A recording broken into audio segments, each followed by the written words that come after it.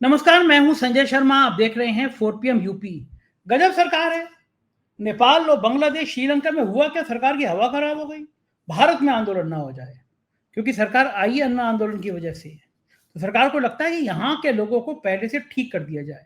थानेदार से कह दिया जाए कि ऐसे लोगों की लिस्ट बनाकर रखो जो कौन खुराफाती हैं। अभय द्विवेदी ने खुलासा किया है कि इस तरह की रिपोर्ट बन रही है कि आंदोलन से कैसे निपटा जाए। आपको लगता है कि ऐसे रिपोर्ट से, ऐसे तानाशाही से कोई डर जाएगा? और क्या पाकिस्तान को मैच हारने के लिए 1,000 करोड़ रुपए दिए गए थे? सारी बातचीत अभय दुबे जी के साथ। 4 PM यूपी को सब्सक्राइब करिए, ज्वाइन करिए। चलते हैं अभय जी के पास। 4 PM न्यूज नेटवर्क में स्वागत है अभय दुबे जी आपका। एक सनसनीखेज खबर यह आ रही है कि अमित शाह जी ने, गृह मंत्रालय ने अब तैयारी शुरू करी है कि कोई बड़ा जन आंदोलन अगर भारत में होता है तो उसको रोका कैसे जाए। दो बातें हैं।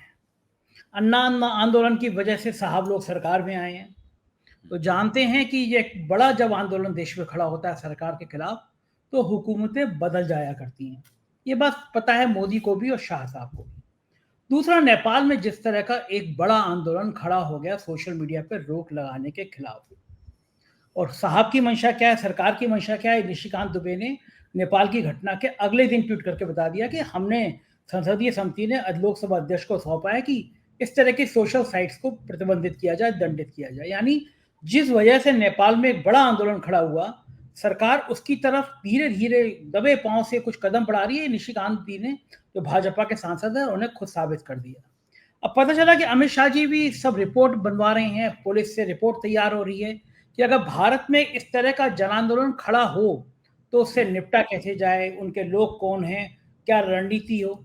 क्या ये लोकतंत्र के लिए खतरनाक स्टेज है कि सरकार अभी से ये तैयारी कर रही है कि कोई भारत में बड़ा जन आंदोलन ना बन पाए? गांधी जी का देश है, अहिंसक तरीके से तो कोई भी आंदोलन कर सकता है, लेकिन सरकार इतना डरी क्यों है? क्या लगता है अभय जी आपको?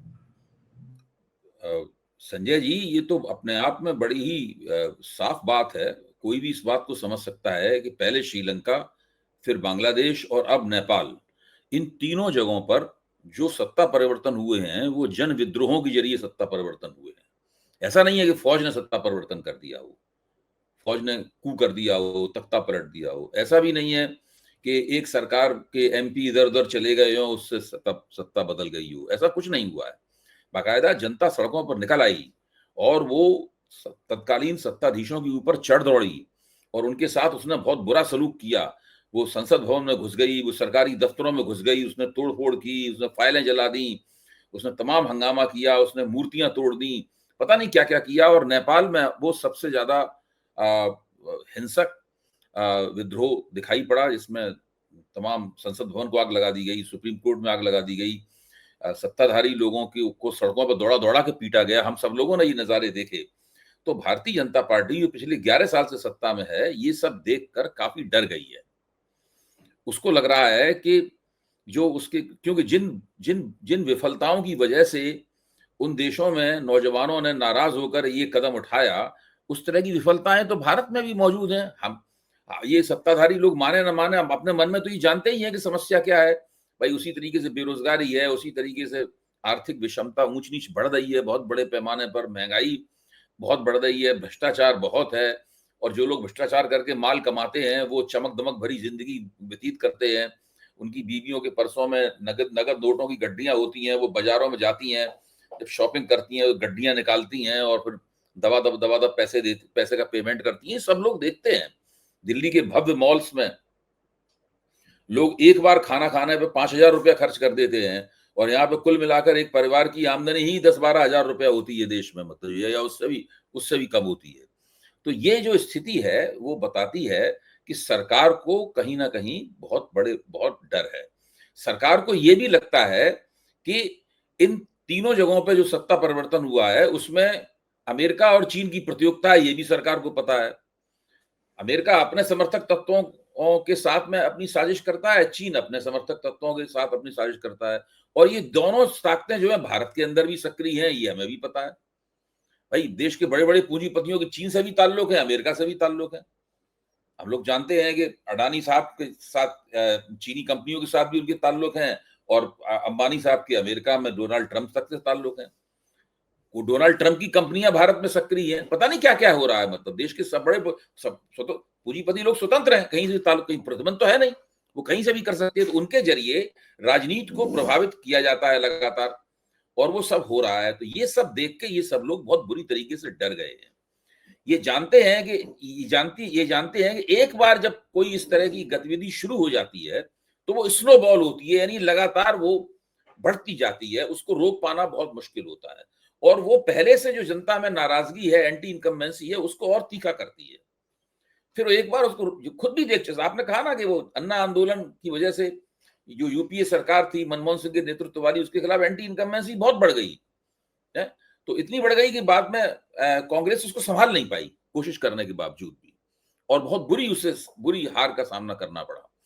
तो एक तो खतरा ये है कि अगले चुनाव में हार ना जाए। दूसरा खतरा ये भी है कि सड़कों पे कहीं नेपाल जैसे विस्फोट ना हो, क्योंकि अगर एक बड़ी भीड़ जमा हो गई और वो गुस्से में किसी नेता ने उसको भड़का दिया, या वो जायज कारणों से नाराज हुई, जरूरी नहीं नाजायज कारणों से नाराज हो, जायज कारणों से नाराज हुई, और उसने एकदम पता चला किसी सरकारी दफ्तर की तरफ दौड़ लगा दी, संसद भवन की तरफ दौड़ गई, तो कुछ भी अब उसको रोकना पड़ेगा। रोकने के लिए बल प्रयोग करना पड़ेगा। बल प्रयोग करने में लोगों की जान जा सकती है, खून खराबा हो सकता है, और ऐसे में सरकार और ज्यादा अलोकप्रिय हो सकती है। सारी दुनिया में उसके ऊपर सवाल उठ सकते हैं, और फिर सरकार के लिए अपने खिलाफ नाराजगी को संभालना बहुत मुश्किल हो जाएगा। तो इन सब बातों से भारतीय जनता पार्टी काफी डरी हुई है। इसीलिए मुझे लगता है कि अमित शाह ने जुलाई में bureau of police research and development को जो आदेश दिया था, उस आदेश पे उन्होंने कहा है कि भाई इस पे सख्ती से अमल किया जाए। 2 महीने हो चुके हैं उस आदेश को दिए हुए, ढीले ढाले ढंग से पड़े हुए हैं। तो उन्होंने कहा चलिए इस पे अमल कीजिए, टीमें बनाइए, रिसर्च करना शुरू कीजिए, रिपोर्ट दीजिए। अब रिपोर्ट आएगी, फिर अमित शाह बड़े साहब को दिखाएंगे, फिर दोनों मिलकर तय करेंगे कि इसके ऊपर क्या किया जाए। तो ये है इसके पीछे एक आइडियोलॉजिकल फोर्स भी है। वो आइडियोलॉजिकल फोर्स है राष्ट्रीय स्वयंसेवक संघ की। संघ ये मानता है कि नागरिकों को संविधान सम्मत तरीके से चुनी हुई सरकार के खिलाफ किसी भी आंदोलन में भाग नहीं लेना चाहिए। ये संविधान की भावना के खिलाफ है। शब्दों के खिलाफ तो है नहीं, क्योंकि संविधान में इस तरह कोई पाबंदी तो है नहीं, तो वो कहते हैं भावना के खिलाफ है। दूसरे वो कहते हैं कि भारतीय परंपरा के भी खिलाफ है। प्रतिरोध की राजनीति करना, भारतीय परंपरा तो सहयोग के ऊपर आधारित है, सहयोग और समरसता पे आधारित है, इसलिए ये सब काम नहीं करना चाहिए। वोट दीजिए एक चुनाव में, 5 साल इंतजार कीजिए, फिर दूसरे चुनाव में वोट दीजिए। इसके बाद आपके राजनीतिक कर्तव्य की इतिश्री यहीं पे हो जाती है। तो वो जिस तरह से ये काम राष्ट्रीय संघ जब अमित शाह ने जिस तरह का आदेश दिया था, मैं मानता हूं कि संघ भी इस आदेश से खुश होगा, और वो भी सोच रहा होगा कि बिल्कुल ठीक आदेश था। इस तरह के आंदोलनों की जांच पड़ताल होनी चाहिए। ये दूसरी बात है कि क्या राम जन्मभूमि आंदोलन तो 1974 के बाद चला था, तो क्या इसमें राम जन्मभूमि आंदोलन की भी जांच होगी? और सवाल ये 1974 को कट ऑफ क्यों बनाया? 1974 में जयप्रकाश नारायण का संपूर्ण क्रांति आंदोलन इंदिरा गांधी की सरकार के खिलाफ चल रहा था। उसमें तो संघ भी भागीदारी कर रहा था, उसके अंदर तत्कालीन जनसंघ भी भागीदारी कर रहा था। जरूर उस जमाने की पुलिस की फाइलों में उस आंदोलन का भी जिक्र होगा, इसीलिए उसको जांच के दायरे से निकाल लेने के लिए 1974 को कट ऑफ बनाया गया है। इससे क्या आपको लगता है कि इस तरह की बहुत बड़ी कानूनी कार्रवाई करने से, बहुत बड़ी तैयारी करने से क्या जन आंदोलन रुक जाएंगे? जिन लोगों को आंदोलन में सहभागिता करनी है, जो इन विषमताओं को दूर करना चाहते हैं, जो समाज में आर्थिक भेदभाव को खत्म करना चाहते हैं, वो जो अहिंसक तरीके से सड़कों पे आना चाहते हैं, इस तरह के कानून से, इस तरह की सरकार की तैयारियों से वो खौफ में आ जाएंगे, वो डरेंगे, वो आएंगे नहीं कुछ सड़कों नहीं पर। होगा। मैं तो मानता हूं कि कुछ नहीं होगा, इससे कोई एंटी इनकम्बेंसी कम नहीं होगी। बजाय इसके कि अमित शाह इस रपट के आधार पर जो कार्रवाइयां करेंगे, जो रोकें लगाएंगे, जो प्रतिबंध लगाएंगे, जो बैरियर खड़े करेंगे आंदोलनों के रास्ते में, उससे जनता की नाराजगी और बढ़ेगी। लेकिन उन सत्ताधारियों को जिनकी लोकप्रियता का ग्राफ गिर रहा है, इस बात की चिंता नहीं होती है। वो सोचते हैं कि कहीं वो ऑफ गार्ड न पकड़ जाए, मतलब वो बिल्कुल बेभूल बैठे रहे और उनके खिलाफ कोई गतिविधि होनी शुरू कर दे। इसलिए वो आंदोलनों से होने वाले नुकसान को कम से कम न्यूनतम करने के लिए तो कमर कसना चाहते हैं ना अपने। भाई वो अगर उन्हें एक पैटर्न पता लग जाएगा 74 के बाद हुए आंदोलनों में कि इन इन वजहों से ये किस्म की गतिविधियां होती हैं, तो हो सकता है कि कुछ वो जुगाड़ करें, कुछ तिकड़म करें, कुछ निकालें, क्योंकि ये लोग तो कानून और उसके जो इंटरप्रिटेशंस होते हैं, कानून की जो व्याख्याएं होती हैं, उनको तोड़ने मरोड़ने में माहिर हैं। अब जैसे कि राज्यपाल राज्य सरकार का जो कानून है उसको ज्यादा समय तक नहीं रोक सकते। ये जो सुप्रीम कोर्ट के अंदर मामला चल रहा था, उसमें केंद्र सरकार ने आदेश क्या, तर्क क्या दिया है, सोचिए जरा इस बात पे। उन्होंने ये तर्क दिया है कि क्या राज्यपाल राज्य सरकार की रबर स्टैंप है, ये तर्क दिया है केंद्र सरकार ने।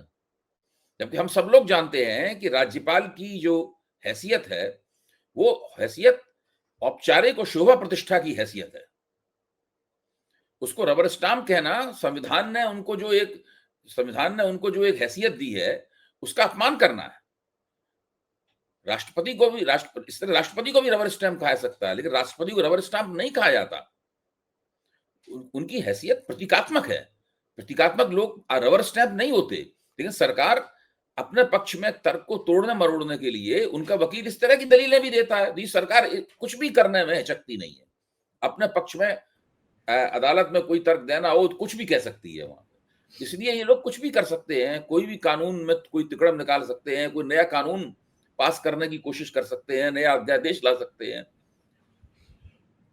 या कोई ऐसा स्टैंडर्ड ऑपरेटिंग प्रोसीजर बना सकते हैं, ऐसा एसओपी बना सकते हैं जिनके तहत रैलियों की इजाजत लेना, धरनों की इजाजत लेना, जुलूसों की इजाजत लेना बहुत मुश्किल हो जाए।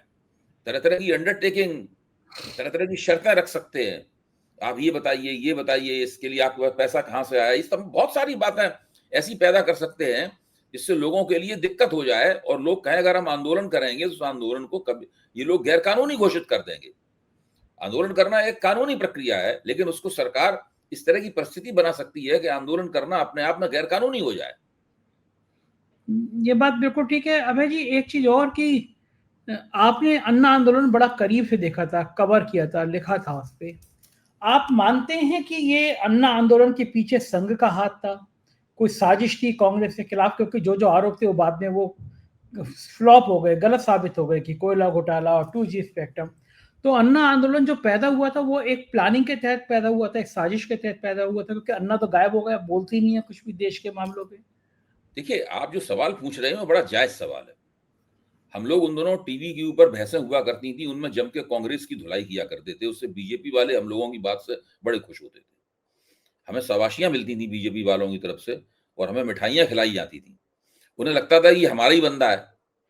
अच्छा, ये उन्हें बाद में झटका लगा जब हमने उनकी सरकार बनने पर उसकी आलोचना शुरू कर दी, तो वो बड़े 5-6 महीने तक तो समझ नहीं पाए कि मामला क्या हुआ। बहरहाल बाद में उन्हें पता लग गया कि ये उनका बंदा, ये उस वक्त जो बोलता था ये हमारा बंदा नहीं था।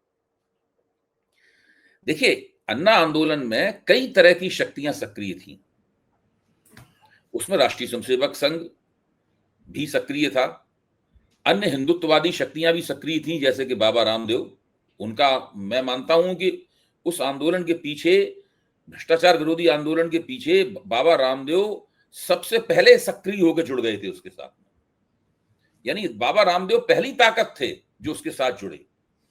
जब भ्रष्टाचार विरोधी आंदोलन के साथ बाबा रामदेव जुड़े, उसके बाद में मुझे लगता है कि संघ ने और उसके विवेकानंद फाउंडेशन ने इसका महत्व समझा और वो भी उस आंदोलन में हस्तक्षेप करने लगा। इंडिया अगेंस्ट करप्शन, जिसके नेता अरविंद केजरीवाल थे, ये भी इस आंदोलन जुड़ा हुआ था, लेकिन जितनी भी ताकतें उस आंदोलन जुड़ी थी उसमें इंडिया अगेंस्ट करप्शन सबसे छोटी ताकत था, सबसे कमजोर ताकत था अगर देखा जाए। ज्यादा बड़ी ताकतें ये थी, विवेकानंद फाउंडेशन, ज्यादा बड़ी ताकत थी रामदेव, बाबा रामदेव, ज्यादा बड़ी ताकत, ये ताकतें ज्यादा बड़ी थी। तो इसमें कई तरह की ताकतें सक्रिय थी। चूंकि भारतीय जनता पार्टी, राष्ट्रीय स्वयंसेवक संघ सर्वाधिक सुसंगठित थे, उनकी गतिविधियां हमेशा बड़े सोचे समझे नियोजित तरीके से होती थी, तो उन्होंने धीरे धीरे करके उस आंदोलन को अपने पक्ष में हड़प लिया और उस आंदोलन का जो राजनीतिक लाभ था वो राष्ट्रीय पैमाने पर सबसे ज्यादा भारतीय जनता पार्टी को मिला। कांग्रेस उसका सामना ठीक से, बुद्धिमानी से नहीं कर पाई। अगर कांग्रेस उसका धैर्य और बुद्धिमानी से सामना करती तो शायद कांग्रेस को इतना राजनीतिक नुकसान नहीं होता जितना राजनीतिक नुकसान हुआ।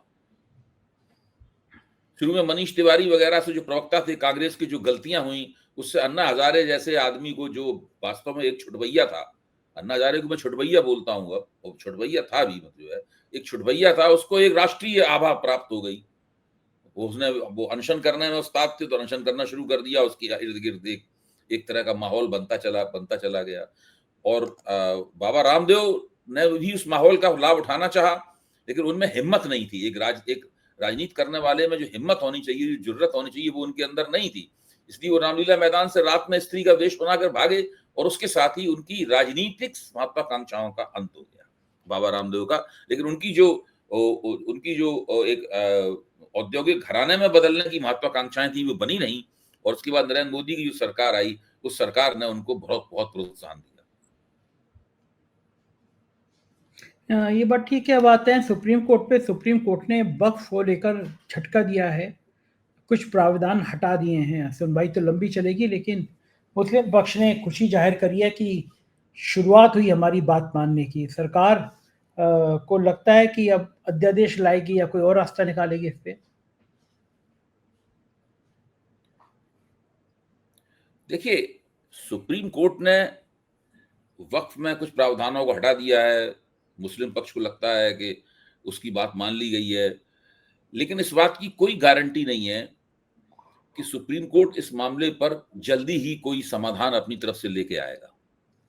सुप्रीम कोर्ट में देखा गया है कि जिन मामलों की हम लोग चाहते हैं कि लोकतंत्र के हित में जल्दी फैसला हो, उसमें बहुत बहुत देर लगती है।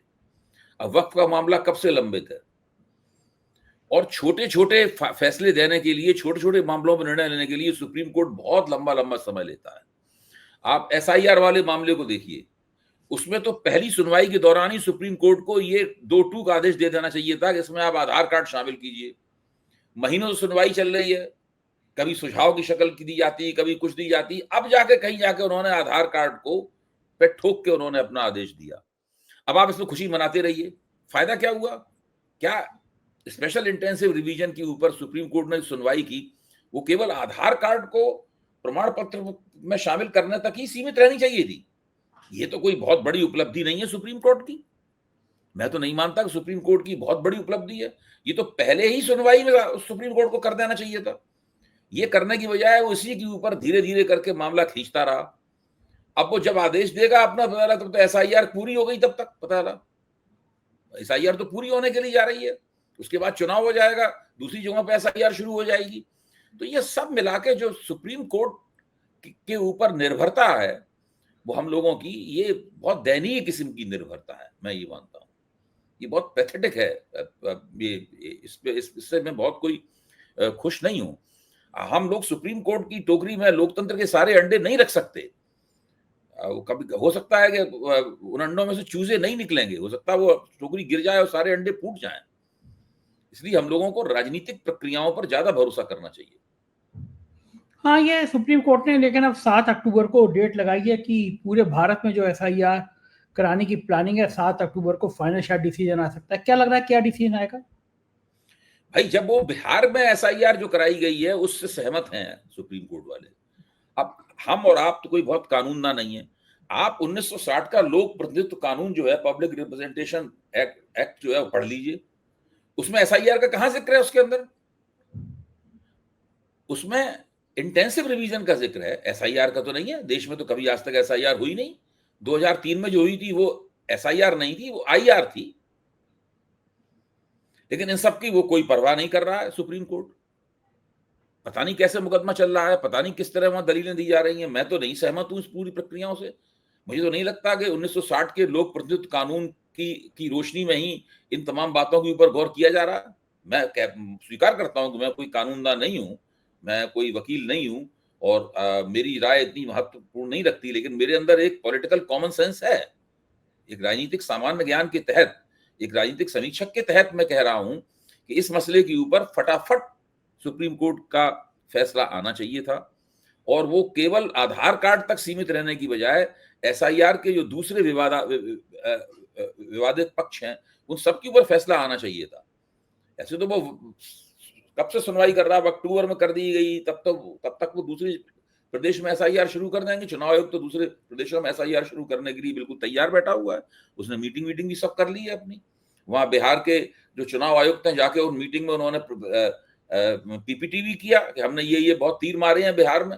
अब कहा गया इसी तर्ज पे सारे देश में एसआईआर होगी, वो तो पूरी तरह होने वाला है। सुप्रीम कोर्ट के फैसले से क्या फर्क पड़ता है उसके ऊपर? बिल्कुल ठीक बात है। उधर कांग्रेस जो है वो वोट चोरी के मुद्दे पर हस्ताक्षर अभियान देश भर में चलाने जा रही है। आपको लगता है कि इस हस्ताक्षर अभियान में कुछ फायदा मिलेगा कांग्रेस को? देखिए, इस प्रकार के अभियान तो चलाने ही पड़ेंगे। सवाल यह है कि वोट चोरी के प्रश्न पर आप एसआईआर को रोक नहीं सकते, ये तो तय हो गया है। सुप्रीम कोर्ट भी एसआईआर रोकने के लिए तैयार नहीं। एक ही तरीका था एसआईआर को रोकने का, है तो सरकार आपकी बात मान जाती, सरकार आपकी बात नहीं मानेगी। सुप्रीम चुनाव आयोग आपकी बात मान जाता, चुनाव आयोग आपकी बात नहीं मानेगा। तो अब क्या सरकार आपको सुप्रीम कोर्ट रोक देता है एसआईआर को, सुप्रीम कोर्ट भी एसआईआर को नहीं रोकेगा, ये भी तय हो गया है बिल्कुल। तो ऐसी स्थिति में एक ही तरीका है कि आप जनता की अदालत में जाएं, जनता को अधिक से अधिक शिक्षित करें, अपनी बात जनता के सामने रखें और उसको अपनी बात से मुतासिर करें, अपनी बात समझाएं कि सब जो हो रहा है गलत हो रहा है, इससे आपके लोकतांत्रिक अधिकार छीने जा रहे हैं। तो उसके यही तरीके होते हैं, जनता के बीच में आप जुलूस निकालें, आप उनके बीच में रोड शो करें, आप यात्राएं निकालें जो बिहार में की गई और भी जगह की जाएगी, आप हस्ताक्षर अभियान करें, आप उनके बीच में पर्चे बांटें, आप पुस्तिकाएं बांटें, आप उनको स्लाइड शो दिखाएं, उनके बीच में यूट्यूब पे उसके तरह तरह का प्रचार करें और तरीके आजमाएं। यही तरीका है इसका। उधर पाकिस्तान के संग क्रिकेट मैच को लेकर नया नाटक है। मैच खेलेंगे लेकिन इधर जो भारतीय जनता पार्टी के भक्त लोग भी नाराज हो गए कि तमाशा क्या चल रहा है, इधर पाकिस्तान का इतना विरोध, उधर मैच खेला जा रहा है क्योंकि पैसे का बहुत लेन देन है। तो एक नया ड्रामा किया, हाथ नहीं बुलाएंगे साहब, टीम मैच खेलेगी लेकिन हाथ नहीं बुलाएंगे, नई नौटंकी देखी। और गोदी मीडिया इसको लेके बड़ा महिमा मंडन कर रहा है, देखिए पाकिस्तान को करारा जवाब दे दिया, हाथ नहीं बुलाया। अरे भैया जब मैच खेल ली है तुमने, हाथ बुलाने से क्या फर्क पड़ जाता? कोई हाथ भी ना मिलाएगा। ये जो दलील है ये हास्यास्पद है। जो लोग नाराज लोग हैं, एक शेर सुना दूं, कोई हाथ भी ना मिलाएगा जो गले मिलोगे तपाक से, ये नए मिजाज का शहर है, जरा फासले से मिलो।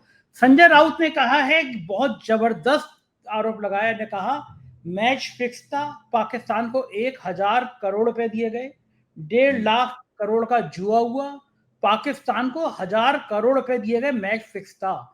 ये सांसद संजय राउत का बयान है। इस नाटक के पीछे क्या हजारों करोड़ लाखों करोड़ का खेल था? नहीं, क्रिकेट में तो खेल लाखों हजारों लाखों करोड़ का ही है, इसमें कोई शक की बात नहीं। अब जहां तक संजय राउत ने जो कहा है, अब तो उन्होंने पब्लिक डोमेन में अपनी बात कह दी है। हाँ। अब कायदे से अमित शाह के लड़के को चाहिए, जय शाह को चाहिए कि वो या तो संजय राउत के ऊपर मुकदमा कर दे या फिर वो सरकार से कहे कि संजय राउत के खिलाफ एफआईआर दर्ज की जाए और जांच की जाए। उनको अब तो जो बीसीसीआई है और आईसी जो इंटरनेशनल क्रिकेट काउंसिल है, आईसीसी है, उसको चाहिए कि थाने में जाए और एंटी करप्शन ब्यूरो में जाकर रिपोर्ट लिखाए उनके खिलाफ। होना तो ही चाहिए, बिल्कुल करना चाहिए ये। और इससे अगर संजय राउत ने गलत आरोप लगाया है तो वो माफी मांगेंगे, और अगर उन्होंने गलत आरोप नहीं लगाया है तो वो एक आध कुछ प्रमाण पेश करेंगे, हम लोग फिर उसमें चर्चा करेंगे।